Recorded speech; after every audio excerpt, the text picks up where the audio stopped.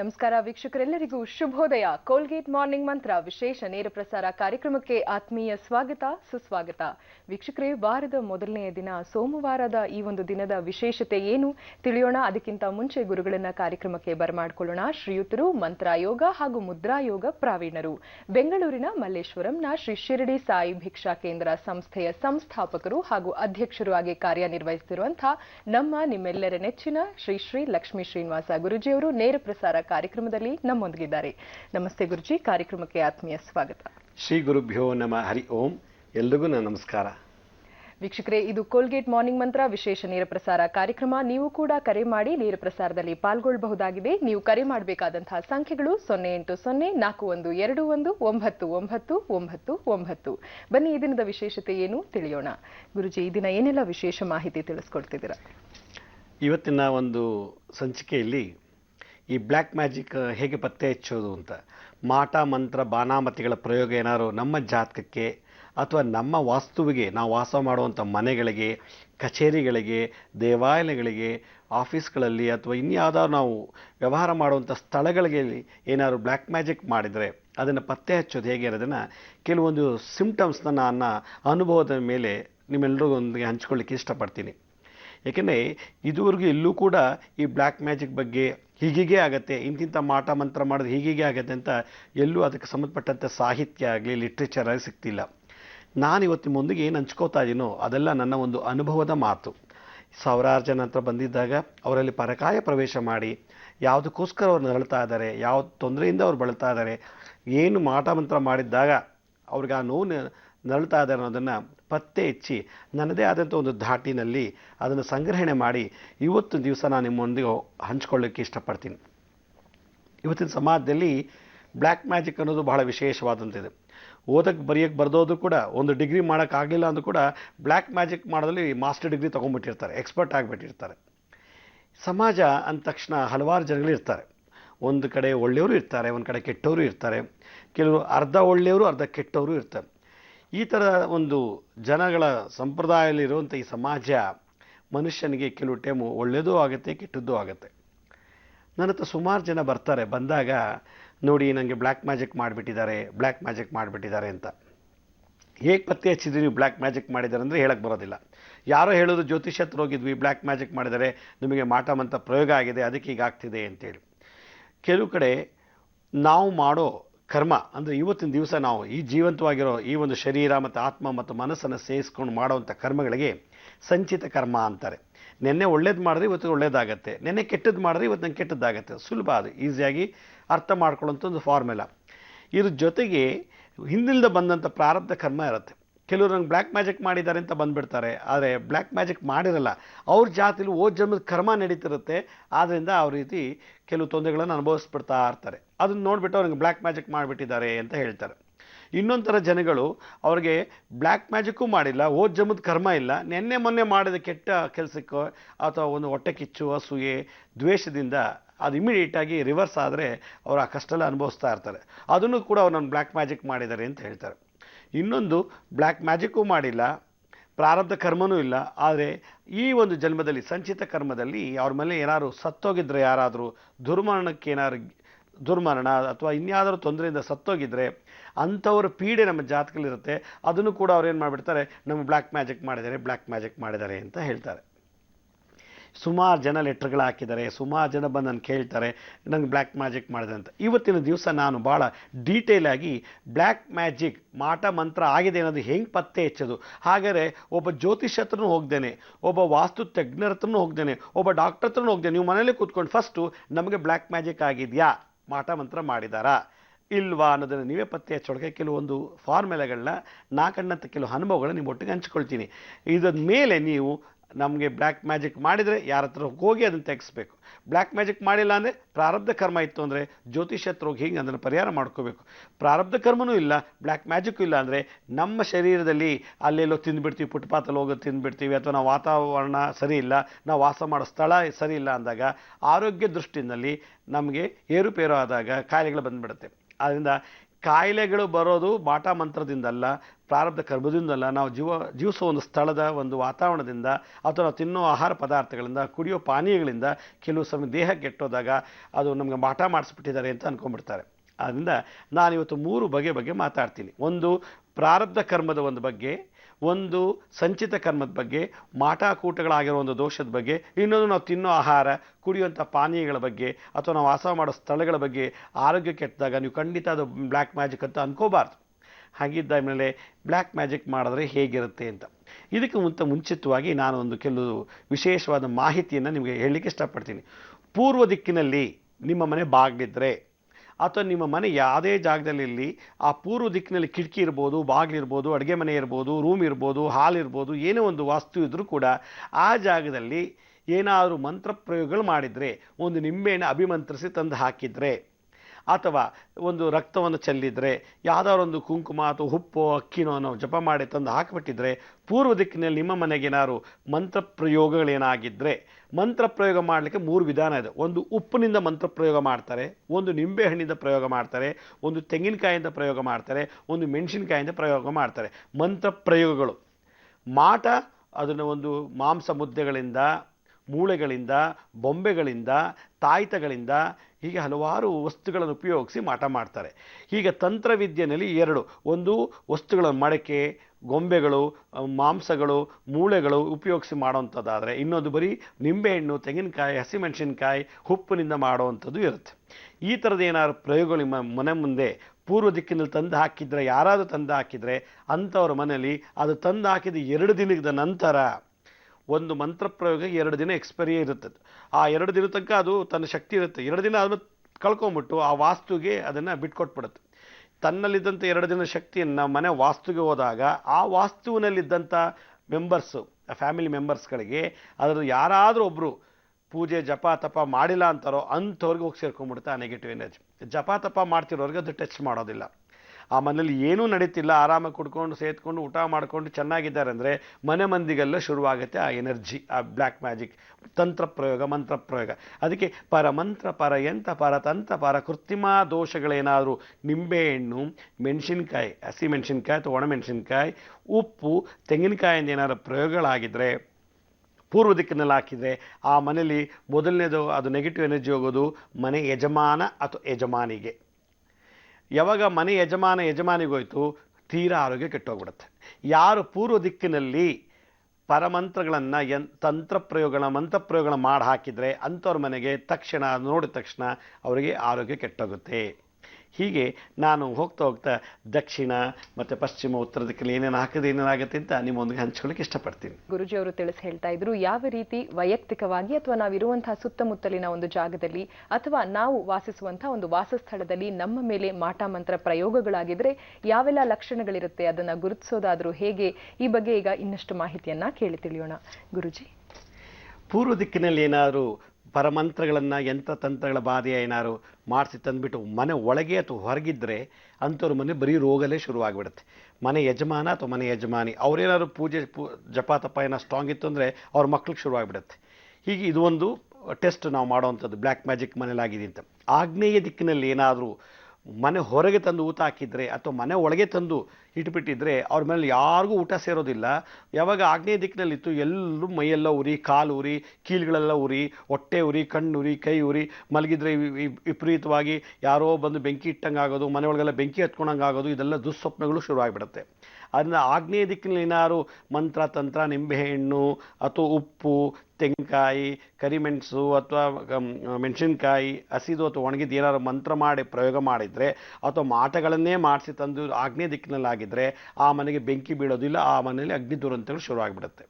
ಹಾಗೆ ದಕ್ಷಿಣ ದಿಕ್ಕಿನಲ್ಲಿ ಏನಾದ್ರು ತಂದಿಟ್ಬಿಟ್ಟಿದ್ರೆ ಮನೆ ಒಳಗೆ ಅಥವಾ ಮನೆ ಹೊರಗಿದ್ದಾಗ ಅವ್ರಿಗೆ ನಿದ್ದೆನೇ ಹೊರಟೋಗುತ್ತೆ, ನಿದ್ದೆನೇ ಬರೋದಿಲ್ಲ. ಅವಾಗೇನಾಗುತ್ತೆ, ಹುಚ್ಚುಚ್ಚಂಗೆ ಆಡೋಕ್ಕೆ ಶುರು ಮಾಡಿಬಿಡ್ತಾರೆ, ಸಂಧಿವಾತಗಳು ಶುರುವಾಗುತ್ತೆ, ಮೈಯಲ್ಲಿ ಕೈಯಲ್ಲಿ ಎಲ್ಲ ನೋವುಗಳು ಶುರುವಾಗಿಬಿಡುತ್ತೆ.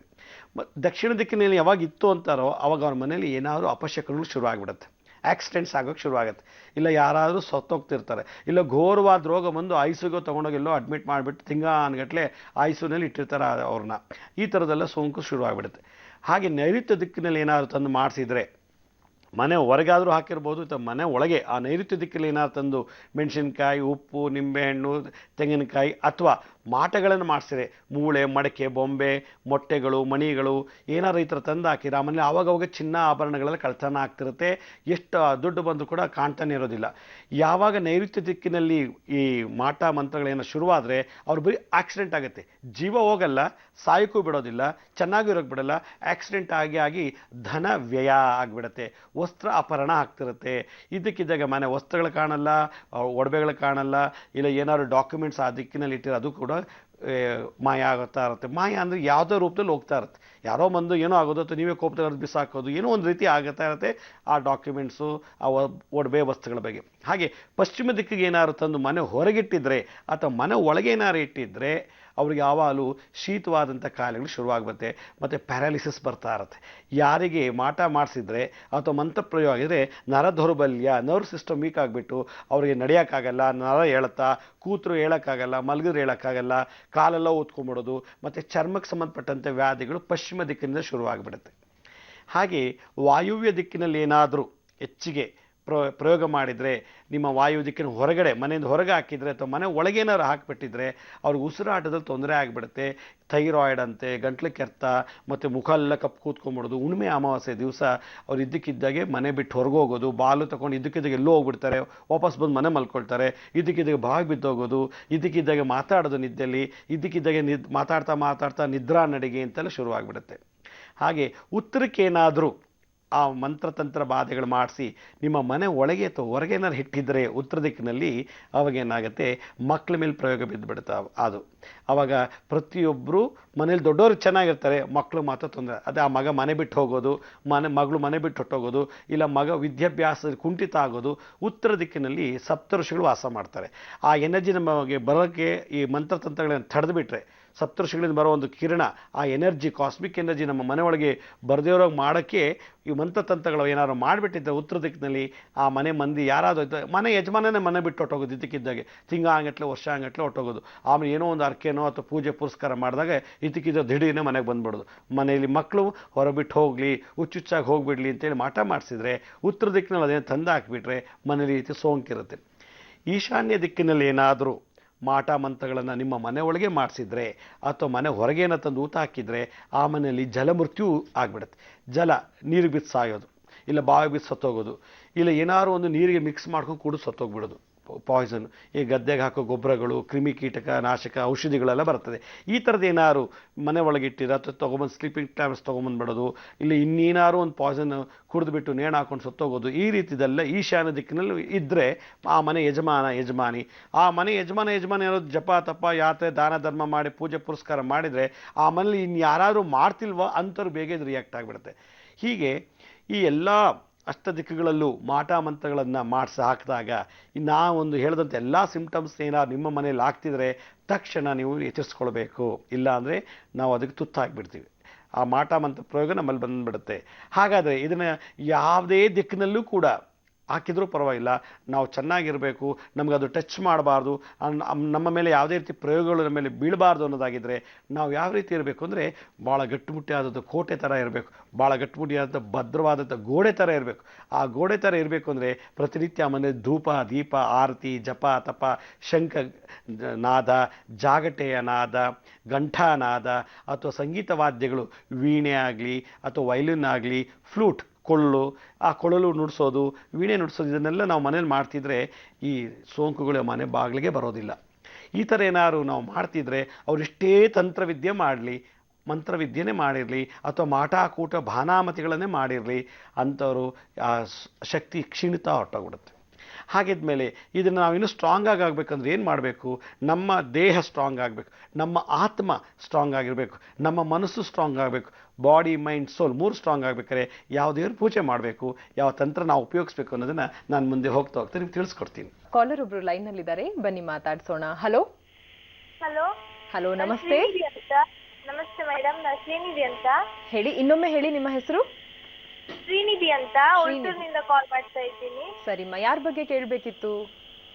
ನನ್ನ ಬಗ್ಗೆನೇ ಕೇಳಬೇಕಾಗಿತ್ತು. ಸರಿ, ಗುರುಜಿ ಅವರಿದ್ದಾರೆ, ಮಾತಾಡಿ, ನಿಮ್ಮ ಪ್ರಶ್ನೆ ಕೇಳಿ. ನಮಸ್ತೆ ಗುರುಜಿ. ನಮಸ್ಕಾರ ಅಮ್ಮ. ನಾನು ಸೆಕೆಂಡ್ PU ಮುಗಿಸಿದ್ದೀನಿ, ಅದು ಸೈನ್ಸ್ ತಗೊಂಡಿದ್ದು.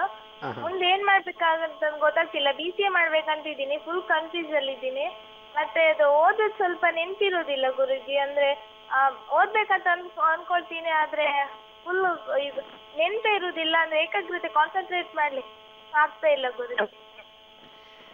ಓಕೆ, ಅಲ್ಲಿಗೆ ನಿಮ್ಮ ಸಮಸ್ಯೆ ನನಗೆ ಓದಕ್ಕಾಗ್ತಿಲ್ಲ, ಓದಿದ್ದು ನೆನಪಿಲ್ಲ ಅಂತ ಹೇಳ್ತಾ ಇದ್ದೀರಾ, ಹೌದಲ್ಲ? ಹಲೋ. ಹಲೋ, ಹೌದು ಗುರುಜಿ. ಓಕೆ, ಸೊ ತಾವೆಲ್ಲಿಂದ ಮಾತಾಡ್ತಿರೋದು? ನಾವು ಉಳ್ತೂರಿನಿಂದ ಮಾತಾಡ್ತಿರೋದು, ಉಡುಪಿ ಜಿಲ್ಲೆಯಿಂದ. ಓಕೆ, ನೀವು ನಮ್ಮ ಮಾರ್ನಿಂಗ್ ಮಂತ್ರದಲ್ಲಿ ಈಗಾಗಲೇ ಹಲವಾರು ಶಾರದಾ ದೇವಿ ಸರಸ್ವತಿ ಮುದ್ರೆಗಳನ್ನ ತೋರಿಸಿದ್ವಿ, ನೋಡಿದ್ರಾ ಯಾವಾಗಲಾದರೂ? ಇಲ್ಲ ಇಲ್ಲ, ನಾನು ನೋಡ್ಲಿಲ್ಲ. ಓಕೆ, ಸೊ ನಮ್ಮ ಜಿ ಕನ್ನಡದಲ್ಲಿ ಯೂಟ್ಯೂಬ್ಗೆ ಹೋಗ್ಬಿಟ್ಟು ಜಿ ಕನ್ನಡ ಮಾರ್ನಿಂಗ್ ಮಂತ್ರ ಅಂತ ಟೈಪ್ ಮಾಡಿದ್ರೆ ನಿಮ್ಗೆ ಅದರಲ್ಲಿ ಸರಸ್ವತಿ ಮುದ್ರೆಗಳು 12 ವೆರೈಟಿ ಸರಸ್ವತಿ ಮುದ್ರೆಗಳ ಬಗ್ಗೆ ನಾನು ಮಾತಾಡಿದ್ದೀವಿ, ಅದು ಮುದ್ರೆಲ್ಲ ತೋರಿಸಿದ್ದೀವಿ.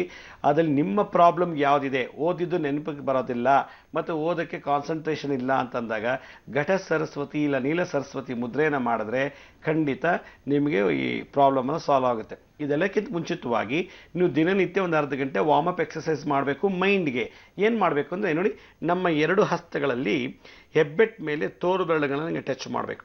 ಹೆಬ್ಬೆಟ್ ಮೇಲೆ ತೋರು ಬೆರಳು, ಶುಕ್ರ ಮತ್ತು ಈ ಗುರುಗ್ರಹವನ್ನು ಟಚ್ ಮಾಡಿದಾಗ ಇನ್ನು ಉಳಿದ 3 ಬೆರಳನ್ನು ಸ್ಟ್ರೈಟಾಗಿ ಇಟ್ಕೊಂಡ್ರೆ ಇದಕ್ಕೆ ಜ್ಞಾನ ಸರಸ್ವತಿ ಮುದ್ರಾ ಅಥವಾ ಚಿನ್ ಮುದ್ರಾ ಅಂತ ಕರೀತಾರೆ. ಈ ಮುದ್ರೆಯನ್ನು ನೀವು ದಿನನಿತ್ಯ ಅರ್ಧ ಗಂಟೆ ಬೆಳಿಗ್ಗೆ ಮತ್ತು ಸಂಜೆ ನೀವು ಮಾಡಿದ್ದೇ ಆದರೆ ನೀವು ಏನು ಓದ್ತಿರೋ ಅದು ಹಾಗೇ ರಿಸರ್ವ್ ಆಗುತ್ತೆ ಬ್ರೈನಲ್ಲಿ, ಅಂದರೆ ಸ್ಟೋರ್ ಆಗುತ್ತೆ, ಗೊತ್ತಾಯ್ತಾ? ಈ ಮುದ್ರೆ ದಿನನಿತ್ಯ ಮಾಡಬೇಕು. ಇದ್ರ ಜೊತೆಗೆ ನೀವು ಯಾವಾಗಲೂ ಒಂದು ಮಂತ್ರ ಜಪ ಮಾಡಬೇಕು. ಏನು? ಓಂ ಹೈಂ ಬ್ರೀಂ ಶ್ರೀಂ ಮಹಾಕಾಳಿ ಮಹಾಲಕ್ಷ್ಮಿ ಮಹಾಸರಸ್ವತಿ ಓಂ ಐಂ ವದ ವಾಗ್ದೇಶ್ವರಿ ಸ್ವಾಹ ಅಂತೇಳಿ. ವಾಗ್ವಾದಿನಿ ಅಂತ ಕರೆದ್ರೆ ಈ ಹೈಪೋಥಾಲಮಸ್ಸು ಹಿಪ್ಪೋ ಕ್ಯಾಂಪಸ್ ಎಲ್ಲ ಆ್ಯಕ್ಟಿವ್ ಆಗಿ ಆ ವಾಗ್ವಾದಿನಿ ದೇವಿ ನೀವೇನು ಓದ್ತಿರೋ ಅದೆಲ್ಲ ಸ್ಟೋರ್ ಆಗಿ ಆ ಓದಿದ್ದೆಲ್ಲ ಮಾತಿನ ಮೂಲಕ ಬರೋ ಹಾಗೆ ಮಾಡ್ತಾರೆ, ಅಥವಾ ಬರವಣಿಗೆ ಮೂಲಕ ಬರುತ್ತಾರೆ. ಎಕ್ಸಾಮ್ಗೆ ಹೋಗ್ಬೇಕಾದ್ರೆ ನೀವು ಓದಿರ್ತೀರ, ಅದು ಕೈಲಿ ಬರೆಯೋಕ್ಕೆ ಮಾಡ್ಕೊಡ್ತಾರೆ. ಅಥವಾ ನೀವು ಓದಿ ಇನ್ನೊಬ್ರಿಗೆ ಹೇಳ್ಕೊಡ್ಬೇಕು ಅಂದಾಗ ಬಾಯಿ ಮುಖಾಂತರ ಉಚ್ಚಾರಣೆ ಮುಖಾಂತರ ಏರ್ಪಾಟ್ ಮಾಡಿಕೊಡ್ತಾರೆ ಈ ವಾಗ್ವಾದಿನಿ ದೇವಿ. ಅದರಿಂದ ಈ ಜ್ಞಾನ ಮುದ್ರನ ದಿನನಿತ್ಯ ಬೆಳಗ್ಗೆ ಮತ್ತು ಸಂಜೆ ನೀವು ಅರ್ಧ ಗಂಟೆ ಮಾಡಿ ಚಿನ್ ಮುದ್ರಾ ಅಥವಾ ಜ್ಞಾನ ಸರಸ್ವತಿ ಮುದ್ರಾ. ಆಗ ನೀವು ಎಷ್ಟು ಓದಿರ್ತೀರೋ ಅದೆಲ್ಲ ನೆನಪಿಗೆ ಬರುತ್ತೆ. ಇನ್ನು 50 ವರ್ಷ ಆದರೂ ಕೂಡ ವಾಪಸ್ ಅದು ರಿಕಲೆಕ್ಟ್ ಮಾಡಿ ಬರೀಲೂಬೋದು. ಬರಿಬೇಕು ಅಂದಾಗ ಇನ್ನೊಬ್ಬರ ಜೊತೆ ಹಂಚ್ಕೊಳ್ಬೇಕು ಅಂದಾಗ ಆರಾಮ ನೀವು ಮಾತಾಡ್ಬೋದು. ಇದನ್ನು ಮಾಡಿ, ಖಂಡಿತ ಒಳ್ಳೆಯದಾಗುತ್ತೆ. ವೀಕ್ಷಕರೇ, ಇನ್ನೊಬ್ರು ಕಾಲರ್ ಲೈನ್ನಲ್ಲಿದ್ದಾರೆ, ಬನ್ನಿ ಮಾತಾಡ್ಸೋಣ. ಹಲೋ ಹಲೋ, ನಮಸ್ತೆ. ಹಲೋ ಹಲೋ ಹಲೋ, ಕೇಳಿಸ್ತಾ ಇದೆಯಾ? ಹಾ, ಕೇಳಿಸ್ತಾ ಇದೆ. ಹೇಳಿ, ನಿಮ್ಮ ಹೆಸರನ್ನ ತಿಳಿಸಿ ಸರ್. ನನ್ನ ಹೆಸರು ವಿನಾಯಕ್ ಅಂತ. ಓಕೆ, ಎಲ್ಲಿಂದ ಕಾಲ್ ಮಾಡ್ತಿರೋ ತಾವು? ಬೆಂಗಳೂರಿಂದಾನೆ. ಸರಿ, ಗುರುಜಿ ಅವರಿದ್ದಾರೆ, ಮಾತಾಡಿ, ನಿಮ್ಮ ಪ್ರಶ್ನೆ ಕೇಳಿ ವಿನಾಯಕ್ ಅವರು. ನಮಸ್ಕಾರ ವಿನಾಯಕ್ ಅವರೇ. ನಮಸ್ಕಾರ ಸರ್. ನಮ್ಮ ಫ್ರೆಂಡ್ ದಿಲೀಪ್ ಮೋರ್ಜೆ ಅಂತ, ಹೇಳಿ. ಅವರು ಮನೆ ಬಿಟ್ಟು ಹೋಗಿದ್ರು. ಆಕ್ಚುಲಿ 2 ವರ್ಷ ಆಯ್ತು ಈಗ ಆಲ್ಮೋಸ್ಟ್. ಮಧ್ಯದಲ್ಲಿ ಫೋನ್ ಮಾಡಿ ಹೇಳಿದ್ರು ಬರ್ತೀನಿ ಅಂತ. ಆಮೇಲೆ 4 ಸೆಪ್ಟೆಂಬರ್ನಲ್ಲಿ ಫೋನ್ ಮಾಡಿದ ಅವನು, ಆಮೇಲೆ ಬರ್ಲೇ ಇಲ್ಲ. ಅವ್ರಿಗೆ ಎಲ್ಲಿದ್ದಾರೆ ಅಂತ ನಿಮ್ಗೆ ಗೊತ್ತಿಲ್ಲ ಅಲ್ಲ? ಎಲ್ಲಿದೆ ಅಂತ ಗೊತ್ತಿಲ್ಲ. ಅವ್ರ ಮನೆಯವರು ತುಂಬಾನೇ ಅನ್ಕೊಂಡಿದ್ದಾರೆ. ಎಲ್ಲ ಪೊಲೀಸ್ ಕಂಪ್ಲೇಂಟ್ ಮಾಡಿದೀವಿ, ಎಲ್ಲ ಮಾಡಾಯ್ತು. ಆದ್ರೆ ಪೊಲೀಸರಿಗೆ ಅವ್ರು ಹೇಳಿದ್ರು ಕರ್ನಾಟಕದಲ್ಲಿ ಇಲ್ಲ, ಬೇರೆ ಕಡೆ ಹೋಗಿದ್ದಾರೆ ಅವರು ಅಂತ ಹೇಳಿದ್ರು. ಆಮೇಲೆ ಪೊಲೀಸರು ಕಂಪ್ಲೇಂಟ್ ವಾಪಸ್ ತಗೊಳ್ಳಿ ನೀವು ಅಂತ ಹೇಳಿ ಕಂಪ್ಲೇಂಟ್ ವಾಪಸ್ ತಗೊಂಡಿದ್ವಿ. ಅವರೆಲ್ಲ ದೇವ ಧರ್ಮ ಎಲ್ಲ ಮಾಡಿದ್ದಾರೆ, ಆದ್ರೆ ಏನ್ ಪ್ರಯೋಜನ ಇಲ್ಲ ಅದ್ರಿಂದ. ಆತನಿಗೆ ಎಷ್ಟು ವಯಸ್ಸು? ಅವ್ರಿಗೆ ಅರೌಂಡ್ 26-27 ವರ್ಷ. 26-27 ವರ್ಷ. ಓಕೆ. ಸೊ ಅವ್ರ ತಂದೆ ಅಥವಾ ತಾಯಿ, ತಂದೆಗಿಂತ ತಾಯಿ ಇದ್ದರೆ ಅವ್ರ ಹತ್ರ ಹೇಳಿಬಿಟ್ಟು ಮಗನ ಫೋಟೋ ಏನಾದ್ರು ಮನೇಲಿದ್ದರೆ ಅಥವಾ ಅವ್ರು ಯೂಸ್ ಮಾಡಿದ ಬಟ್ಟೆಗಳೇನಾದ್ರು ಇದ್ದರೆ ಆ ಫೋಟೋ ಮತ್ತು ಬಟ್ಟೆನ ಕೈಲಿ ಇಟ್ಕೊಂಡ್ಬಿಟ್ಟು ಅವ್ರೇನು ಮಾಡಿ, ಈ ಔದುಂಬರ ವೃಕ್ಷ ಅಂತಿದೆ, ಅತ್ತಿ ಹಣ್ಣಿನ ಮರ, ಆ ಅತ್ತಿ ಹಣ್ಣಿನ ಮರಕ್ಕೆ ದಿನನಿತ್ಯ 108 ಸಲ ಆ ಬಟ್ಟೆ ಮತ್ತು ಫೋಟೋ ಇಟ್ಕೊಂಡು 108 ಸುತ್ತು ಒಂದು ದಿನಕ್ಕೆ 108 ಸುತ್ತರ ಪ್ರದಕ್ಷಿಣೆ ಮಾಡಿ ಆ ಮರದ ನೆರಳಲ್ಲೇ ಕುಳಿತು ದತ್ತಾತ್ರೇಯರ ಸ್ಮರಣೆ ಮಾಡಿ ನನ್ನ ಮಗ ಬೇಗ ವಾಪಸ್ ಮನೆಗೆ ಬರಲಿ, ಅವನೆಲ್ಲೇ ಇದ್ರು ಅಂತೇಳಿ ಪ್ರಾರ್ಥನೆ ಮಾಡಿದ್ದೆ. ಆದರೆ ಈ ಪ್ರಾರ್ಥನೆ ಮಾಡುವಾಗ ಉತ್ತರಕ್ಕೆ ಮುಖ ಮಾಡಿ ಕುಳಿತಿರ್ಬೇಕು ಅವರು ಆ ಮರದಡಿಲಿನಲ್ಲಿ, ಅಥವಾ ಮನೆ ಒಳಗೆ ಬಂದು ಆ ಬಟ್ಟೆ ಮತ್ತು ಫೋಟೋ ಉತ್ತರಕ್ಕೆ ಮುಖ ಮಾಡಿ ಕುಳಿತು ಈ ಕುಬೇರ ಮುದ್ರೆ ಅಥವಾ ಆ ಬಟ್ಟೆ ಇಟ್ಕೊಂಡೇ ಮಾಡ್ಬೋದು, ಇಲ್ಲ ಕುಬೇರ ಮುದ್ರೆ ಇಟ್ಕೊಂಡು ಕೂಡ ಮಾಡ್ಬೋದು. ಕುಬೇರ ಮುದ್ರೆದೇ ಈ ರೀತಿ, ಈ ಕುಬೇರ ಮುದ್ರೆನ ಧಾರಣೆ ಮಾಡಿ ಕುಬೇರ ಮುಖಾಂತರ ನನ್ನ ಮಗ ಬೇಗ ಬರಲಿ ಮನೆಗೆ, ಮತ್ತೆ ಈ ರೀತಿ ಹೋಗದೇ ಇರಲಿ, ಮತ್ತೆ ಅವನು ಈ ರೀತಿ ಮನೆ ಬಿಟ್ಟು ಹೋಗದೇ ಇರಲಿ ಅಂತ ಜಪ ಮಾಡಿ ಒಂದು ಅರ್ಧ ಗಂಟೆ ಕೂತಿದ್ರೆ ಅವನೆಲ್ಲೇ ಇದ್ದರೂ ಕೂಡ ಅವ್ನು ಮಲ್ಗಕ್ಕೆ ಬಿಡಲ್ಲ, ನಿಲ್ಲಕ್ಕೆ ಬಿಡಲ್ಲ, ಓಡಾಡಕ್ಕೆ ಬಿಡಲ್ಲ. ಮನೆ ಕಡೆ ಹೋಗ್ಬೇಕು ಅಂತ ಮನಸ್ಸು ಶುರುವಾಗ್ಬಿಡುತ್ತೆ. ಹಂಬಲ, ಆಸೆ ಜಾಸ್ತಿ ಆಗುತ್ತೆ, ಓಡಿ ಮನೆಗೆ ಬರ್ತಾರೆ. ಆದರೆ ಆ ಬಟ್ಟೆ ಮಾತ್ರ ಕೈಲಿಟ್ಕೊಂಡು ಪ್ರದಕ್ಷಿಣೆ ಮಾಡಬೇಕು ಆ ಮರಕ್ಕೆ. ಈಗ ಮಾಡಲಿ, ಅವನಿಗೆ 26 ವರ್ಷ ಅಥವಾ 27 ವರ್ಷ ಅಂದರೆ 26 ದಿವಸ ಬಿಡದೆ ಮಾಡಬೇಕು. 27 ವರ್ಷ ಅಂದರೆ 27 ವರ್ಷ ಬಿಡದೆ ಮಾಡಿದ್ದಾದರೆ ಅವನು ಇಂಥ ಲೋಕದಲ್ಲೇ ಇರಲಿ, ಅವನು ಯಾವ ದೇಶದಲ್ಲೇ ಇರಲಿ, ಓಡಿ ಬರ್ತಾರೆ. ಇದನ್ನು ಮಾಡೋಕ್ಕೆ ಹೇಳಿ, ಅಥವಾ ನೀವೇ ಮಾಡಿ. ನೀವುಗಿಂತ ಅವ್ರ ತಾಯಿ ಮಾಡೋದು ಭಾಳ ಒಳ್ಳೆಯದು. ಪಾಪ ಸ್ನೇಹಿತರ ಪರವಾಗಿ ನೀವು ಕೇಳ್ಕೊಳ್ತಾ ಇದ್ದೀರಾ, ಭಾಳ ಸಂತೋಷ. ನಿಮ್ಮ ಸ್ನೇಹಿತರ ಮೇಲೆ ಇಟ್ಟಿರೋ ಒಂದು ಪ್ರೀತಿ, ಒಲವು ಭಾಳ ಅಪಾರವಾದದ್ದು. ಆದರೆ ತಾಯಿ ಏನಾರು ಮಾಡಿದ್ದೆ ಆದರೆ ಅವನಿಗೆ ಎಲ್ಲೇ ಇದ್ರೂ ಕೂಡ ಓಡಿ ಬರ್ತಾನೆ. ಕಾಲ್ ಮಾಡೋದಕ್ಕೆ ಧನ್ಯವಾದಗಳು, ನಮಸ್ಕಾರ. ವೀಕ್ಷಕರೇ, ಇನ್ನೊಬ್ರು ಕಾಲರ್ ಇದ್ದಾರೆ ಲೈನಲ್ಲಿ, ಬನ್ನಿ ಮಾತಾಡ್ಸೋಣ. ಹಲೋ ಹಲೋ, ನಮಸ್ತೆ. ನಮ್ಮದು ಬಳ್ಳಾರಿ ಜಿಲ್ಲೆ ಮೇಡಮ್. ಹೇಳಿ ಬಾಲಾಜಿ ಅವರು, ಎಲ್ಲಿಂದ ಕಾಲ್ ಮಾಡ್ತಿರೋದು? ಮೇಡಮ್, ನಮ್ಮ ಹೆಸರು ಕೃಷ್ಣ ಅಂತ, ನಮ್ದು ಬಳ್ಳಾರಿ. ಬಳ್ಳಾರಿಯಿಂದ ಕಾಲ್ ಮಾಡ್ತಿದ್ದೀರಾ. ಸರಿ, ಯಾರ ಬಗ್ಗೆ ಕೇಳಬೇಕಿತ್ತು ಕೃಷ್ಣ ಅವರೇ?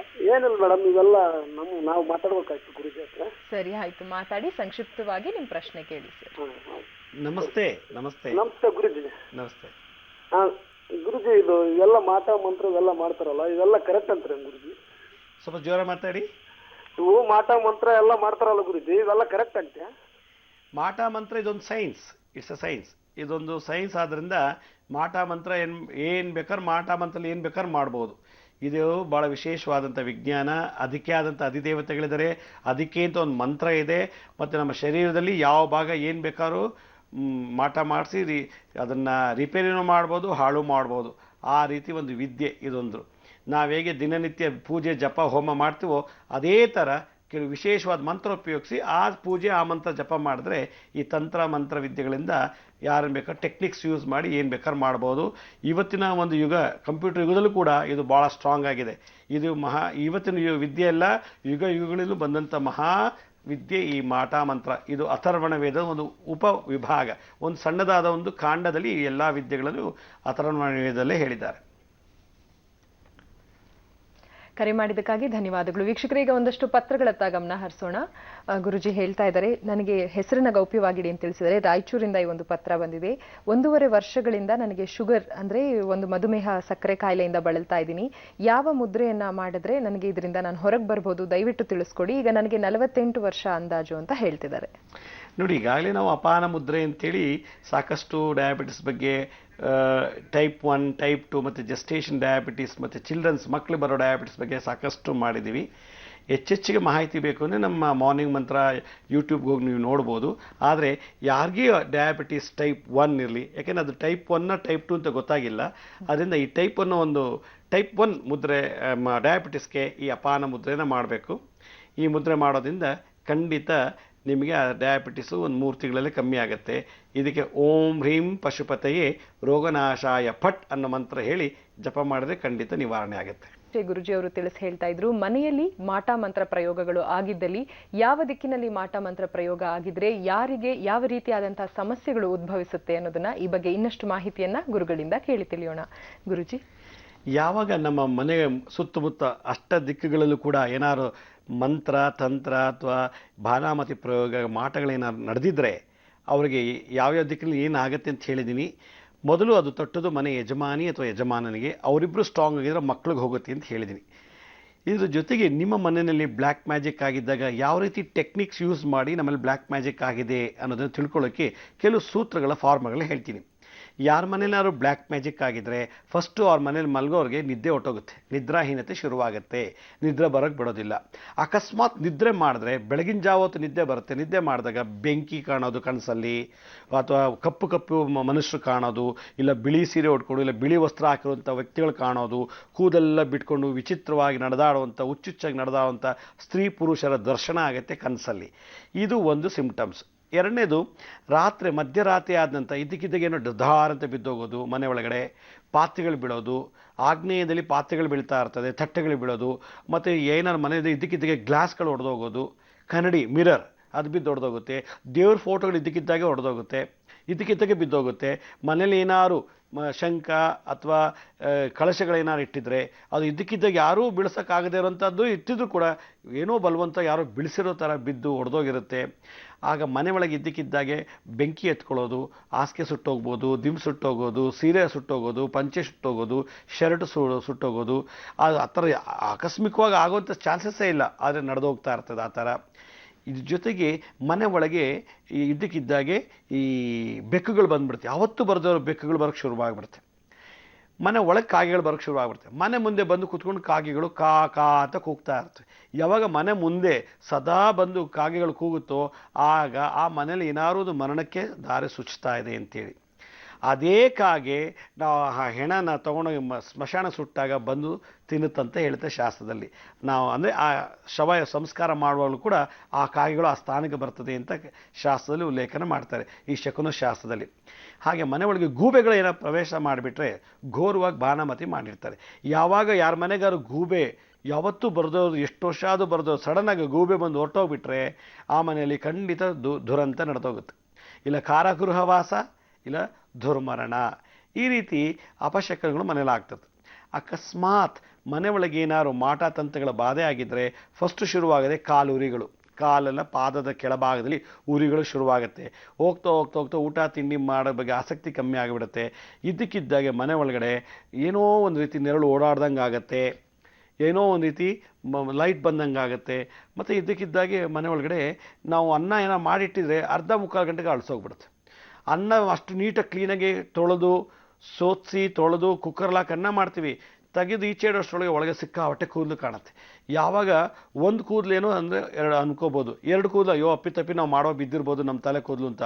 ಆದರೆ ಅಡುಗೆ ಮಾಡಿ ಬಡಿಸುವಾಗಲೂ ಕೂಡ ಪ್ರತಿಯೊಬ್ಬರಿಗೂ ಮನೆ ಒಳಗೆಲ್ಲರಿಗೂ ಕೂದಲು ಸಿಗುತ್ತೆ ಅಂದರೆ ಅಲ್ಲಿ ಮಾಟ ಮಂತ್ರ ತಂತ್ರ ಪ್ರಯೋಗ ಆಗಿದೆ. ಅಂದರೆ ಕೂದಲು ತೊಗೊಂಡು ಮಾಟ ಮಾಡಿಸಿದ್ರೆ ಬರೀ ಅನ್ನದಲ್ಲೇ ಕೂದಲು ಸಿಗುತ್ತೆ. ನೀವೇನೇ ಅಡುಗೆ ಮಾಡಿಟ್ಟಿರಲಿ, ರಾತ್ರಿ ಮಾಡಿಟ್ಟಿರಲಿ ಅಥವಾ ಬೆಳಗೊಳಗೆಲ್ಲ ಕಪ್ಪಾಗೋ ಬದಲು ರಕ್ತ ಥರ ಆಗಿಬಿಟ್ಟಿರುತ್ತೆ. ಕೆಲವು ಕಪ್ಪಾಗುತ್ತೆ ಅನ್ನ, ಕೆಲವು ಕಡೆ ಎಲ್ಲ ಬೂಸ್ಲು ಕಟ್ಕೊಂಡ್ಬಿಡುತ್ತೆ. ಒಂದೊಂದು ಸಲ ಅನ್ನ ಮಾಡಿದ್ರೆ 24 ಗಂಟೆ ಕೂಡ ಇಡ್ಬೋದು ಚೆನ್ನಾಗಿ. ಆದರೆ 3 ಗಂಟೆ 2 ಗಂಟೆ ಒಳಗೆ ಅಥವಾ ಅರ್ಧ ಗಂಟೆ ಮುಕ್ಕಾಲು ಗಂಟೆ ಒಳಗೆ ಅನ್ನ ಎಲ್ಲ ಕೆಂಪಾಗಿಬಿಡುತ್ತೆ, ರಕ್ತ ಥರ ಆಗಿಬಿಡುತ್ತೆ. ಯಾವಾಗ ಇದ್ದಕ್ಕಿದ್ದಾಗ ಅನ್ನಲ್ಲಿ ರಕ್ತ ಆಗ್ತಿದೆ ಅಂದರೆ ನಿಮ್ಮ ಶರೀರದ ಯಾವುದಾದ್ರು ಒಂದು ಭಾಗದ ಒಂದು, ಅದು ಚಪ್ಪಲಿ ಆಗಿರ್ಬೋದು, ಬಟ್ಟೆ ಆಗಿರ್ಬೋದು, ನೀವು ತಿಂದಂಥ ಎಂಜಿಲ್ ಪದಾರ್ಥನೇ ಆಗಿರ್ಬೋದು, ಕೂದಲೇ ಆಗಿರ್ಬೋದು, ಉಗುರು ಆಗಿರ್ಬೋದು, ಅಥವಾ ನೀವು ಮಲ್ಕೊಳ್ಳೋ ಬಟ್ಟೆ ಏನಾದ್ರು ನೀವು ಹಾಕೊಳ್ಳೋ ಬೆಡ್ಶೀಟು, ದಿಂಬಿನ ಕವರು, ಯಾವುದಾದ್ರು ಒಂದು ಶಯನ ವಸ್ತ್ರಗಳನ್ನು ಯಾವ್ದಾದ್ರು ತೊಗೊಂಡೋಗಿ ಮಾಟ ಮಾಡಿಸಿದ್ರೆ ಆ ಮನೆ ಒಳಗೆ ಎಲ್ಲ ರೀತಿ ಅನ್ನ ದೇವ್ರ ನೈವೇದ್ಯಕ್ಕೆ ಇಟ್ಟು ತೆಂಗಿನಕಾಯಿ ಹೊಡೆದಿಡಿ, ಆ ತೆಂಗಿನಕಾಯಿ ಕೆಂಪಾಗಿಬಿಡುತ್ತೆ. ಭಾಳ ಪವಾಡ ಇದು, ವಿಶೇಷ. ಯಾರಿಗೂ ಆಶ್ಚರ್ಯವೋ ಆಶ್ಚರ್ಯ. ಇದು ಹೆಂಗಾಗುತ್ತೆ ಅಂತ ಗೊತ್ತೇ ಆಗೋದಿಲ್ಲ. ಒಂದು ನಿಂಬೆಹಣ್ಣು ಕಟ್ ಮಾಡಿ ಕೆಂಪಗಾಗಿಬಿಡುತ್ತೆ. ಒಂದು ಟೊಮೆಟೊ ಹಣ್ಣು, ಒಂದು ಕ್ಯಾರೆಟು, ಬೀಟ್ರೋಟು, ಯಾವುದೇ ತರಕಾರಿ ತೊಗೊಂಬನ್ನಿ, ಅರ್ಧ ಗಂಟೆ 20 ನಿಮಿಷ ಅದು ಕೊಳ್ತೋಗ್ಬಿಡುತ್ತೆ. ಹೀಗೆ ಮನೆಗೆ ಬರೋ ದವಸ ಧಾನ್ಯಗಳು ಕೊಳಿತಾ ಇದ್ದರೆ ಅಥವಾ ನಾವು ತಿನ್ನೋ ಆಹಾರ ಪದಾರ್ಥಗಳು ಕೊಳ್ತೋಗ್ತಾ ಇದ್ದರೆ, ನಾವು ತಿನ್ನೋ ಆಹಾರ ಪದಾರ್ಥ ರಕ್ತ ಕಾಣ್ತಾ ಇದ್ದರೆ, ರಕ್ತಕ್ಕೆ ರೆಡ್ಡಿಶ್ ಆಗಿದ್ದರೆ, ನಾವು ತಿನ್ನೋ ಆಹಾರ ಪದಾರ್ಥ ಕಪ್ಪು ಕಪ್ಪಾಗಿ ಕಾಣ್ತಾ ಇದ್ದರೆ ಮನೆ ಒಳಗೆ ಮಾಟ ಮಂತ್ರಗಳಾಗಿದೆ, ಬಾನಾಮತಿಗಳಾಗಿದೆ. ಮಂತ್ರ ಪ್ರಯೋಗ ಬೇರೆ, ಮಾಟ ಬಾನಾಮತಿಗಳೇ ಪ್ರಯೋಗ ಬೇರೆ. ಮಂತ್ರಗಳು ಬರೀ ನಿಂಬೆಹಣ್ಣು, ಮೆಣಸಿನ್ಕಾಯಿ, ಒಣಮೆಣಸಿನ್ಕಾಯಿ, ಉಪ್ಪು ಮತ್ತು ಯಾವುದಾದ್ರು ಒಂದು ಸಣ್ಣ ಧಾನ್ಯಗಳನ್ನು ಮಂತ್ರಿಸಿ ಹಾಕಿ ಮನೆ ಮುಂದೆ ಹೋಗಿರ್ತಾರೆ. ಮಾಟ ಅಂದರೆ ವಿಶೇಷವಾಗಿ ಹಂದಿ ಮಾಂಸ, ಹಂದಿ ಮೂಳೆ, ತೋಳದ ಮಾಂಸ, ತೋಳದ ಮೂಳೆ, ಮನುಷ್ಯ ಬಾಣಂತಿ ಶರೀರದ ಅಂಗಗಳನ್ನ, ಶಿಶು ಚಿಕ್ಕ ಮಗುವನ್ನು, ಸತ್ತಂಥ ಮಗುವನ್ನು ತಗೊಂಬಂದು ಆ ಮೂಳೆಗಳಿಂದ ಮಂತ್ರ ಪ್ರಯೋಗ ಮಾಡಿ ತಂತ್ರವನ್ನು ಬೆರೆಸಿ ಅದನ್ನೇನೋ ಪ್ರಯೋಗ ಮಾಡಿಬಿಟ್ರೆ ಈ ಥರ ಸೋಂಕುಗಳು ಮನೇಲಿ ಆಗ್ತಾ ಇರುತ್ತೆ. ಬಾನಾಮತಿ ಪ್ರೆಗ್ನೆಂಟ್ ಆಗಿರೋ ಹೆಂಗಸಿನಿಂದ ಮಾಡುವಂಥದ್ದು. ಸತ್ತ ಹೆಂಗಸು, ಬಸರಿ ಹೆಂಗಸಿನಿಂದ ಆ ಮಾಂಸ ತಗೊಂಡು, ಮೂಳೆ ತಗೊಂಡು ಇದೆಲ್ಲ ತಂತ್ರವಿದ್ಯೆಯನ್ನು ಮಾಡ್ತಾರೆ. ಮತ್ತು ಮಾಟಗಳು ಕೆಲವು ವಯಸ್ಸಾದ ಮುದುಕಿ ಅಥವಾ ಚಿಕ್ಕ ಮಕ್ಕಳಿಂದ ಆದಂಥ ಒಂದು ಶರೀರದ ಮಾಂಸಗಳಿಂದ ಮಾಡ್ತಾರೆ. ಯಾರಾದರೂ ಮನೆಯಲ್ಲಿ ಇದೆಲ್ಲ ಮಾಟ ಒಂದು ಕಡೆ, ತಂತ್ರ ಒಂದು ಕಡೆ, ಈ ಮಾಟನೂ ಆಗಿಲ್ಲ ತಂತ್ರನೂ ಆಗಿಲ್ಲ ಅಂದರೆ ಕೆಲವೊಂದು ವಿಶೇಷವಾಗಿ ಪಿತೃದೇವತೆ ಶಾಪ ಇರುತ್ತೆ. ಯಾರಾದರೂ ಮನೇಲಿ ಸತ್ತಾಗ ಅವ್ರನ್ನ ದಕ್ಷಿಣಕ್ಕೆ ತಲೆ ಮಾಡಿಸಿ ಉತ್ತರಕ್ಕೆ ಕಾಲು ಚಾಚಿ ಹೂತಿಲ್ಲ ಅಂದರೆ, ಅಥವಾ ದಕ್ಷಿಣಕ್ಕೆ ತಲೆ ಮಾಡಿ ಉತ್ತರಕ್ಕೆ ಕಾಲು ಚಾಚಿ ಸುಟ್ಟಿಲ್ಲ ಅಂದರೆ ಅಂಥವರು ಮನೆಯಲ್ಲಿ ಪ್ರವೇಶ ಮಾಡಿಬಿಡ್ತಾರೆ. ಉತ್ತರಕ್ಕೆ ತಲೆ ಹಾಕ್ಬಿಟ್ಟು ಸುಟ್ಟುಬಿಟ್ರೆ ಅಂಥವ್ರು ಮನೇಲಿ ಓಡಾಡ್ತಿರ್ತಾರೆ. ಅದರ ಹೇಗೆ ಅಂದರೆ ನಾನು ಮುಂದೆ ಹೋಗ್ತಾ ನಿಮ್ಮೊಂದಿಗೆ ಹಂಚ್ಕೊಳ್ತೀನಿ. ಮಾಟ ಮಂತ್ರ ಪ್ರಯೋಗಗಳು ನಮ್ಮ ಮೇಲೆ ಆಗಿದ್ದೇ ಆದಲ್ಲಿ ನಾವು ಯಾರಿಗೆ ಮೊರೆ ಹೋಗಬೇಕು? ಬನ್ನಿ ಈ ವಿಷಯದ ಬಗ್ಗೆ ಗುರುಗಳಿಂದ ಈಗ ಇನ್ನಷ್ಟು ಮಾಹಿತಿಯನ್ನ ಕೇಳಿ ತಿಳಿಯೋಣ. ಗುರುಜಿ, ನಾನು ಈಗ ಹೇಳಿದಂಥ ದಿಕ್ಕುಗಳಲ್ಲಿ ಏನಾದ್ರು ಮಾಟ ಮಾಡಿದರೆ ತಂತ್ರ ಪ್ರಯೋಗ ಆಗಿದ್ರೆ ಏನು ಸಿಂಪ್ಟಮ್ಸ್ ಆಗುತ್ತೆ ಅಂತ ಹೇಳಿದ್ದೀನಿ. ಹಾಗೆ ಈ ಶಕುನಗಳು ಹೇಗೆ ಮಾಟಗಳು ಮಾಡಿಸಿದಾಗ ಮನೆಯೊಳಗೆ ಏನು ಶಕುನ ಆಗುತ್ತೆ, ಕಾಗೆ ಬರೋದು, ಗೂಬೆ ಬರೋದು, ಮತ್ತು ಕನ್ನಡಿಗಳು ಹೊಡೆಯೋದು, ಇದ್ರ ಬಗ್ಗೆಲ್ಲ ನಾನು ಸಾಕಷ್ಟು ಹೇಳಿದ್ದೀನಿ. ಇಷ್ಟೆಲ್ಲ ಆದರೂ ಕೂಡ ನಾವು ಎಚ್ಚರಿಸ್ಕೊಳ್ಳಿಲ್ಲ ಅಂದರೆ ನಾವೇನು ಮಾಡ್ತೀವಿ, ಸಫರ್ ಪಡಬೇಕಾಗಿ ಬರುತ್ತೆ, ಅನುಭವಿಸ್ಬೇಕಾಗಿ ಬರುತ್ತೆ. ಆದ್ದರಿಂದ ಇದ್ರ ಥರ ಏನಾದ್ರು ಮನೇಲಿ ಸಿಂಪ್ಟಮ್ಸ್ ಆಗ್ತಿದ್ರೆ, ಇದ್ದಕ್ಕಿದ್ದಾಗೆ ಅನ್ನ ರಕ್ತ ಆಗೋದು, ಅನ್ನ ಎಲ್ಲ ಕಪ್ಪಾಗೋದು, ಮನೆಯೊಳಗೆ ಅಪಶಕುನ, ದುರ್ಮರಣಗಳು, ದುಸ್ವಪ್ನಗಳು, ಮತ್ತು ಇದ್ದಕ್ಕಿದ್ದಾಗೆ ಕೈಕಾಲೆಲ್ಲ ಉರಿಯೋ ಆಗೋದು, ಒಬ್ರಿಗೊಬ್ರು ಗಲಾಟೆ ಮಾಡ್ಕೊಳ್ಳೋದು, ಒಬ್ರಿಗೊಬ್ರು ಕಿತ್ತಾಟ, ಹೊಡೆದಾಟ, ಬಡ್ದಾಟ ಶುರುವಾದಾಗ ಮನೆಯೊಳಗೆ ಶಾಂತಿ ಕಲಹ ಆಗಿರುತ್ತೆ. ಶಾಂತಿ ಸಿಗಬಾರ್ದು ಅಂತ ತಂತ್ರವಿದ್ಯೆಯನ್ನು ಮಾಡಿದರೆ ಇದ್ದಕ್ಕಿದ್ದಾಗೆ ಚೆನ್ನಾಗಿ ಮನೆ ಒಳಗಿದ್ದರೆ ಗಲಾಟೆ, ಮನೆಯಿಂದ ಹೊರಗೋದ್ರೆ ಭಾಳ ಚೆನ್ನಾಗಿರ್ತಾರೆ. ಆ ವಾಸ್ತುಗೆ ಬಂದಾಗಲೇ ಅವ್ರಿಗೆ ಆ ರೀತಿ ದೋಷ ಶುರುವಾಗೋದು. ಅದೇ ಪಕ್ಕದ ಮನೆಗೆ ಹೋಗಲಿ ಅಥವಾ ಬೇರೆ ಕಡೆ ಹೋಗಲಿ ಏನು ಭಾಳ ಚೆನ್ನಾಗೇ ಇರ್ತಾರೆ. ಅದೇ ಮನೆ ಒಳಗೆ ಬಂದಾಗ ಒಬ್ರಿಗೊಬ್ರು ಹೊಡೆದಾಟ, ಬಡ್ದಾಟ, ಕೂಗಾಟಗಳು ಶುರುವಾಗಿಬಿಡುತ್ತೆ. ಹಾಗಿದ್ಮೇಲೆ ಈ ಜ್ವಾಲಾಗ್ನಿಯನ್ನು, ಈ ಕೋಪ, ತಾಪ, ಮಾಟ, ಮಂತ್ರ, ತಂತ್ರಗಳಿಂದ ಆಗುವಂಥ ಉದ್ವೇಗಗಳನ್ನು ಕಂಟ್ರೋಲ್ ಮಾಡಲಿಕ್ಕೆ ನರಸಿಂಹರಿಗಿಂತಲೂ ಅತಿ ವಿಶೇಷವಾದಂಥ ಒಂದು ಅಧಿದೇವತೆ ಇದೆ. ಆ ಅಧಿದೇವತೆಯೇ ಮಹಾಪ್ರತ್ಯಂಗೀರ ಅಂಥೇಳಿ. ಪ್ರತ್ಯಂಗೀರಾ ದೇವಿ ಭಾಳ ವಿಶೇಷವಾದಂಥದ್ದು. 64 ಯೋಗಿನಿಯರಲ್ಲಿ ಈಕೆ ಕೂಡ ಒಂದು ಮಹಾ ಪ್ರತಿಷ್ಠೆ ಇರುವಂಥ ಭಾಳ ವಿಶೇಷವಾದಂಥ ಶಕ್ತಿಯುತ ಆದಂಥ ಅಧಿದೇವತೆ ಮಹಾಪ್ರತ್ಯಂಗೀರ. ಈ 64 ಯೋಗಿನಿಯರು ಯಾರು?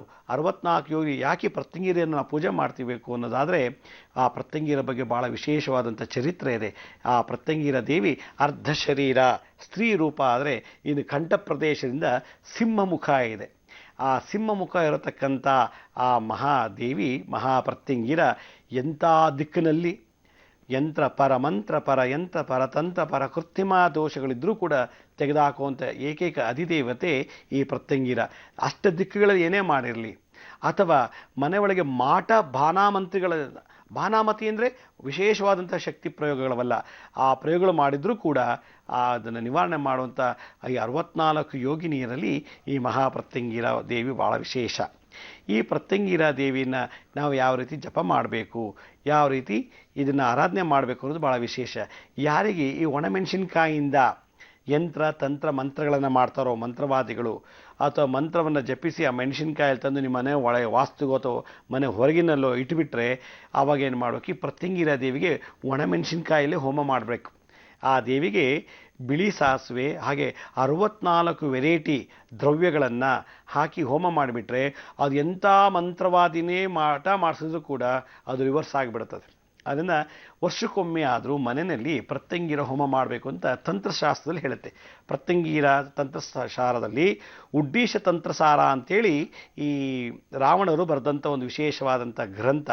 ಆ ಗ್ರಂಥದಲ್ಲಿ ರಾಮನನ್ನು ಸೋಲಿಸಿ ಜಯಗೊಳ್ಳಬೇಕು ಅಂಥೇಳಿ ಈ ಪ್ರತ್ಯಂಗಿರ ಹೋಮ ಮಾಡಿದ್ರು ಅಂತ ಹೇಳ್ತಾರೆ. ಇಂದ್ರಜಿತ್ ಕೂಡ ಮಾಡಿದ್ದ ಅಂತ ಒಂದು ಕಡೆ ಉಲ್ಲೇಖನ ಇದೆ. ಈ ಉಡ್ಡೀಶ ತಂತ್ರಸಾರದಲ್ಲಿ ಈ ಪ್ರತ್ಯಂಗಿರ ದೇವಿ ಬಗ್ಗೆ ಬಹಳಷ್ಟು ವಿಶೇಷವಾಗಿ ವರ್ಣನೆ ಮಾಡಿದ್ದಾರೆ. ದತ್ತಾತ್ರೇಯರು ಕೂಡ ಈ ಪ್ರತ್ಯಂಗಿರ ದೇವಿಯನ್ನು ಆರಾಧನೆ ಮಾಡೋದಾದರೆ, ಜಪ ತಪ ಹೋಮಗಳನ್ನು ಮಾಡೋದಾದರೆ ಸಮಸ್ತ ಮಾಟ ಕೂಟ ಬಾನಾಮತಿ ದೋಷಗಳು, ಭೂತ ಪ್ರೇತ ಪಿಶಾಚಿಗಳ ಚೇಷ್ಟೆಗಳು ಕೂಡ ನಿವಾರಣೆ ಆಗುತ್ತೆ ಅಂತೇಳಿ ದತ್ತಸ್ತವರಾಜರು ಕೂಡ ವರ್ಣನೆ ಮಾಡಿದ್ದಾರೆ. ಈ ಪ್ರತ್ಯಂಗಿರ ದೇವಿಯನ್ನು ಯಾರು ದಿನನಿತ್ಯ ಅಥವಾ ಹುಣ್ಣಿಮೆ ಅಮಾವಾಸ್ಯೆ ದಿವಸ ಧ್ಯಾನ ಮಾಡ್ತಾರೋ ಅವರಿಗೆ ಎಂಥ ಮಂತ್ರ ತಂತ್ರ ಯಂತ್ರವಿದ್ಯೆಗಳಿಂದಾಗಿರುವಂಥ ದೋಷ ನಿವಾರಣೆ ಆಗುತ್ತೆ. ಮಾಟ ಬಾನಾಮತಿ ದೋಷಗಳು ಕೂಡ ನಿವಾರಣೆ ಆಗುತ್ತೆ. ಈ ಪ್ರತ್ಯಂಗಿರ ದೇವಿ ಹುಣ್ಣಿಮೆ ಮತ್ತು ಅಮಾವಾಸ್ಯೆ ದಿವಸ ಯಾರ ಮನೆಯಲ್ಲಿ ಧ್ಯಾನ ಜಪ ಮಾಡ್ತಾರೋ ಆ ಮನೆಗೆ ವಿಸಿಟ್ ಕೊಡ್ತಾರಂತೆ, ಬಂದು ಹೋಗ್ತಾರಂತೆ. ಏಕೆಂದರೆ ಈಕೆ ಸ್ಮಶಾನವಾಸಿನಿ. ಸ್ಮಶಾನದಿಂದ ಬಂದು ಗೃಹ ಪ್ರವೇಶ ಮಾಡ್ತಾರಂತೆ. ಪುರ ಪ್ರವೇಶ ಮಾಡಿ, ಊರಿನ ಪ್ರವೇಶ ಮಾಡಿ ಯಾರ ಭಕ್ತರು ಆಕೆಯನ್ನು ಆರಾಧನೆ ಮಾಡ್ತಾರೋ ಅಂಥವರ ಮನೆಗೆ ಗೃಹ ಪ್ರವೇಶ ಮಾಡ್ತಾರಂತೆ. ಯಾವಾಗ ಪ್ರತ್ಯಂಗಿರ ದೇವಿ ಮನೆಗೆ ಬರ್ತಾರೋ ಸಮಸ್ತ ವಾಸ್ತುದೋಷ, ಸಮಸ್ತ ಮಂತ್ರ ಯಂತ್ರ ತಂತ್ರ ಬಾಧೆಗಳು ಕೂಡ ನಿವಾರಣೆ ಆಗತ್ತಂತೆ. ಹೀಗೆ ಈ ಮಹಾಪ್ರತ್ಯಂಗಿರ ದೇವಿಯನ್ನು ಒಣಗಿದ ಮೆಣಸಿನ್ಕಾಯಿಂದ ಹೋಮ ಮಾಡಿದ್ದೆ ಆದರೆ ಆ ಶತ್ರುಬಾಧ ಮಾಟ ಮಂತ್ರ ದೋಷಗಳ ನಿವಾರಣೆ. ಅದಕ್ಕೆ ಶತಸಹಸ್ರ ಸಿಂಹವದನಿ ಅಂತ ಆಕೆ ಕರೀತಾರೆ. ಶತಸಹಸ್ರ, ಶತ ಅಂದರೆ 100, ಸಹಸ್ರ ಅಂದರೆ 1000, ಶತಸಹಸ್ರ 1000 ಆನೆಗಳು ಸಿಂಹಗಳು ಬಲ ಇರುವಂಥ ಈ ಮಹಾನ್ ಶಕ್ತಿ ಅಧಿದೇವತೆ ಪ್ರತ್ಯಂಗಿರ. ಸಮಸ್ತ ದೇವತೆಗಳು ಪ್ರತ್ಯಂಗಿರ ದೇವಿನ ಪೂಜೆ ಮಾಡ್ತಾರಂತೆ. ಹೀಗೆ ಬಾನಾಮತಿ ಮಂತ್ರಪ್ರಯೋಗ ಮಾಡಿದಂಥ ಸಂದರ್ಭದಲ್ಲಿ ಪ್ರತ್ಯಂಗಿರ, ನಾವು ಒಬ್ಬರು ಮನೆಗೆ ಹೋಗಿ ಹೋಮ ಮಾಡ್ತಿದ್ವಿ. ಹೋಮ ಮಾಡ್ಬೇಕಾದ್ರೆ ಆ ಮನೇಲಿ ಏನಾದ್ರು ಮೆಣಸಿನ್ಕಾಯಿ ನಾವು ಹೋಮಕ್ಕೆ ಹಾಕುವಾಗ ಓಂ ಪ್ರತ್ಯಂಗಿರ ಯೈ ಸ್ವಾಹ ಅಂತ ನಾವು ಪ್ರತ್ಯಂಗಿರ ಹೋಮ ಮಾಡುವಾಗ ಮಂತ್ರ ಹಾಕಿ ಹೇಳುವಾಗ ಮೆಣಸಿನ್ಕಾಯಿನ ಅಗ್ನಿಗೆ ಆಹುತಿ ಕೊಟ್ಟಾಗ ಸ್ವಾಹಾಕಾರದಲ್ಲಿ ಆ ಮನೇಲಿ ವಿಪರೀತ ಘಾಟ್ ಶುರುವಾಗುತ್ತೆ. ಕೆಲವು ಮನೆಯಲ್ಲಿ ಘಾಟೇ ಬರಲ್ಲ. 15-20 kg ಮೆಣಸಿನ್ಕಾಯಿ ಹಾಕ್ತೀವಿ, ಒಂದು ಚೂರು ಘಾಟ್ ಬರೋದಿಲ್ಲ.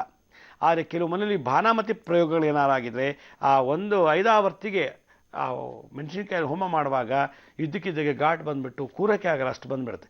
ಹಾಗೆ ನಾವು ಇನ್ನೂ ಸ್ಟ್ರಾಂಗಾಗಿ ಮಂತ್ರ ಹೇಳಿ ಜಪ ಮಾಡ್ತಾ ಆ ಹೋಮ ಮಾಡ್ತಿದ್ರೆ ನಿಧಾನವಾಗಿ ಶಾಂತಿ ಆಗುತ್ತೆ. ಯಾರ ಮನೆಯಲ್ಲಿ ಮೆಣಸಿನ್ಕಾಯಿ ಹಾಕುವಾಗ ಹೋಮ ಮಾಡುವಾಗ ಘಾಟ್ ಬರುತ್ತೋ ಅಲ್ಲಿ ಬಾನಾಮತಿ ಮಾಟಮಂತ್ರ ಪ್ರಯೋಗ ನಡೆದಿದೆ ಅಂತ ನನ್ನ ಅನುಭವದ ಮಾತು.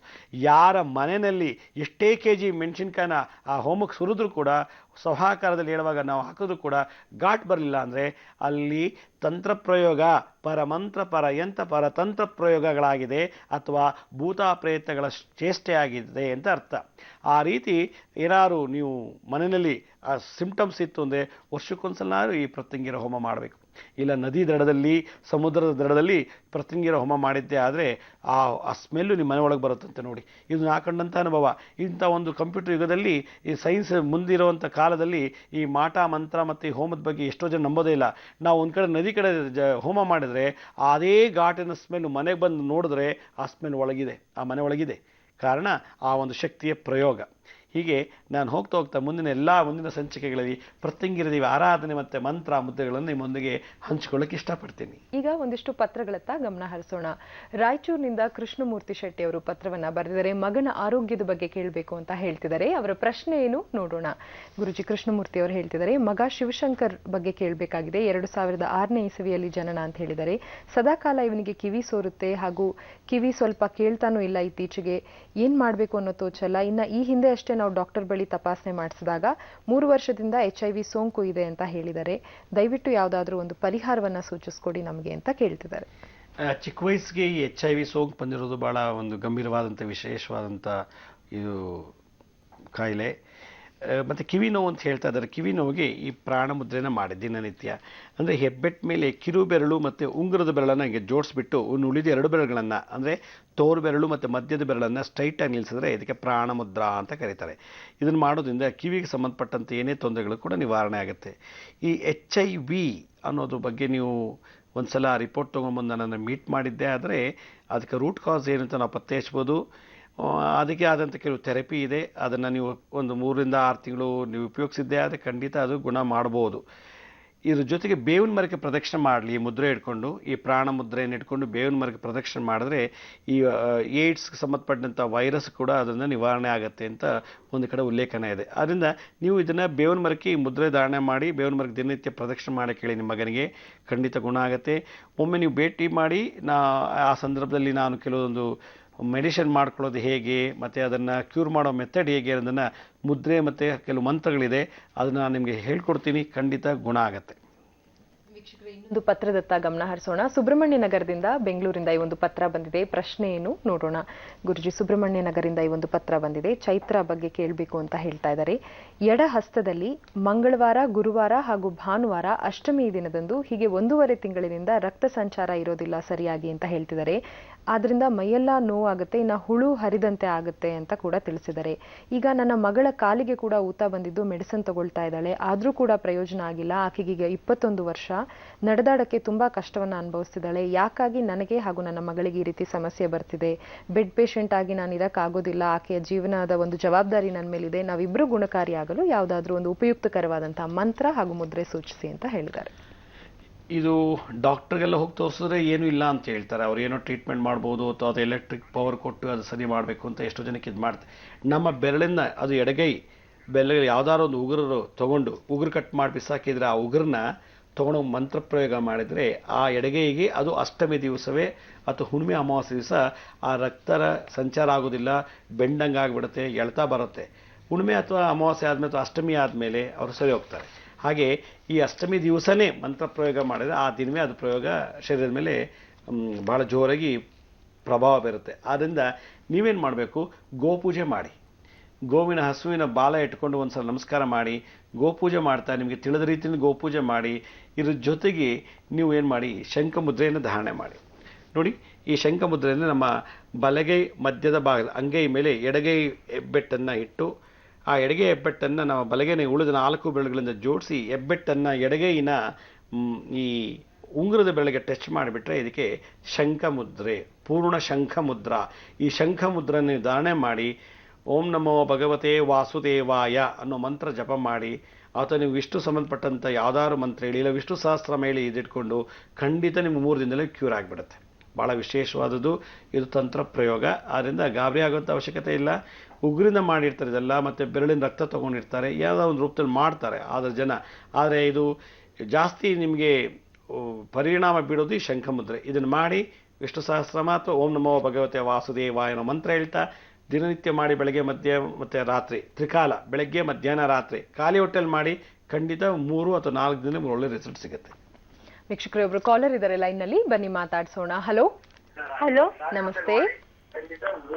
ಹಲೋ ಹಲೋ ಮಾರ್ನಿಂಗ್ ಮಂತ್ರ. ನಮಸ್ತೆ ಅಮ್ಮ, ದಯವಿಟ್ಟು ನಿಮ್ಮ ಹೆಸರನ್ನ ತಿಳಿಸಿ. ಶ್ರೀಲೇಖಾ ಮ್ಯಾಮ್. ನಿಮ್ಮ ಟಿವಿ ವಾಲ್ಯೂಮ್ ಮ್ಯೂಟ್ ಮಾಡಿ, ಅಥವಾ ಲೈನ್ ಡಿಸ್ಕನೆಕ್ಟ್ ಆಗುತ್ತೆ, ಅಥವಾ ಆ ಜಾಗದಿಂದ ಹೊರಗೆ ಬಂದು ಪ್ರಶ್ನೆ ಕೇಳಿ. ಮ್ಯಾಮ್. ಸರಿ, ಯಾರ ಬಗ್ಗೆ ಕೇಳಬೇಕಿತ್ತು ಹೇಳಿ? ನನ್ ಬಗ್ಗೆನೇ ಕೇಳ್ಬೇಕಿತ್ತು ಮ್ಯಾಮ್. ಗುರೂಜಿ ಅವರಿದ್ದಾರೆ, ಮಾತಾಡಿ ಸಂಕ್ಷಿಪ್ತವಾಗಿ ನಿಮ್ಮ ಪ್ರಶ್ನೆ ಕೇಳಿ. ಹಾ ಮ್ಯಾಮ್. ನಮಸ್ತೆ ಅಮ್ಮ, ನಮಸ್ತೆ ಗುರುಜಿ. ಹೇಳಿ. ನನ್ ಶ್ರೀಲೇಖಾ ಅಂತ. ನನ್ಗ ಪ್ಯಾಂಕ್ರೀಸ್ ಅಂತ ಒಂದು ಇನ್ಫೆಕ್ಷನ್ ಆಗಿದೆ ಗುರುಜಿ. ಓಕೆ. ಅದು ಕಡಿಮೆ ಆಗ್ಬೇಕಂತ ಏನ್ ಮಾಡಿ 4 months ಇಂದ ಟ್ಯಾಬ್ಲೆಟ್ ತಗೊಂತಿದ್ದೀನಿ ಗುರುಜಿ, ಆದ್ರೂ ಕಡಿಮೆ ಆಗ್ತಿಲ್ಲ. ಪ್ಯಾಂಕ್ರಿಯಾಸ್ ಇನ್ಫೆಕ್ಷನ್ ಅಂತ ಹೇಳ್ತಾ ಇದ್ದಾರಾ? ಹಾ ಗುರುಜಿ. Okay, pancreas. ಓಕೆ, ನೀವು ಬನ್ನಿ ಮರಕ್ಕೆ, ಬನ್ನಿ ವೃಕ್ಷ, ಆ ಬನ್ನಿ ಮರಕ್ಕೆ ನೀವೇನು ಮಾಡಿ ದಿನನಿತ್ಯ ಅಪಾನ ಮುದ್ರೆ, ಈ ಮುದ್ರೆ ಧಾರಣೆ ಮಾಡಿ.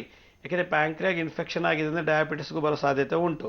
ಆದ್ದರಿಂದ ಇನ್ಸುಲಿನ್ ಕಮ್ಮಿ ಆಗಿಬಿಡುತ್ತೆ. ಅವಾಗ ಬೀಟಾ ಸೆಲ್ಸು ಇನ್ಫೆಕ್ಷನ್ ಆದರೆ ತನ್ನ ಶಕ್ತಿ ಕಳ್ಕೊಂಡ್ಬಿಡುತ್ತೆ. ಪ್ಯಾಂಕ್ರಿಯಾಸಲ್ಲಿ ಬೀಟಾ ಸೆಲ್ಸಲ್ಲಿ ಏನಾದ್ರು ಇನ್ಫೆಕ್ಷನ್ ಆಯಿತು ಅಂದರೆ ಇನ್ಸುಲಿನ್ ಪ್ರೊಡ್ಯೂಸ್ ಆಗೋದಿಲ್ಲ.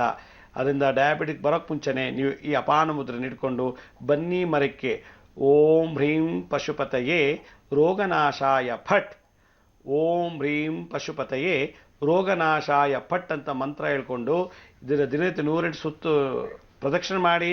1 ವಾರದಲ್ಲೇ ತುಂಬ ರಿಸಲ್ಟ್ ಬರುತ್ತೆ. ಆಮೇಲೆ ಒಂದ್ಸಲ ಹೋಗಿ ಸ್ಕ್ಯಾನ್ ಮಾಡಿಸಿ, ರಿಸಲ್ಟ್ ತಗೊಳ್ಳಿ, ಒಂದ್ಸಲ ಹೇಗಿದೆ ಅಂತ ನನಗೆ ಒಂದ್ಸಲ ಪತ್ರ ಬರೆದು ತಿಳಿಸಿ. ಭಾಳ ಒಳ್ಳೆಯದಾಗಲಿ. ಧನ್ಯವಾದಗಳು ಗುರುಜಿ. ನಾಳಿನ ಸಂಚಿಕೆಯಲ್ಲಿ ಯಾವೆಲ್ಲ ಮಾಹಿತಿ ತಿಳಿಸ್ಕೊಡ್ತೀರಾ ಗುರುಜಿ? ನಾಳೆಯಿಂದ ಇನ್ನು ಶನಿವಾರದವರೆಗೂ ಕೂಡ ನಾನು ದೇವಿ ಪ್ರತ್ಯಂಗಿರ ಬಗ್ಗೆ, ಅವತಾರ, ಆಕೆ ಏನೆಲ್ಲ ಭಕ್ತರಿಗೆ ಯಾವ್ಯಾವ ರೂಪದಲ್ಲಿ ಕಾಪಾಡ್ತಾರೆ, ಯಾವ ಮುದ್ರೆ ಮಾಡಿದ್ರೆ ಪ್ರತ್ಯಂಗಿರ ದೇವಿಗೆ ಇಷ್ಟ ಆಗುತ್ತೆ, ಯಾವ ಮಂತ್ರಗಳಿವೆ ಅನ್ನೋದನ್ನು ವಿಶೇಷವಾಗಿ ನಿಮ್ಮೆಲ್ಲರಿಗೂ ಹೇಳ್ಕೊಡ್ಬೇಕು ಅಂತ ಇದ್ದೀನಿ.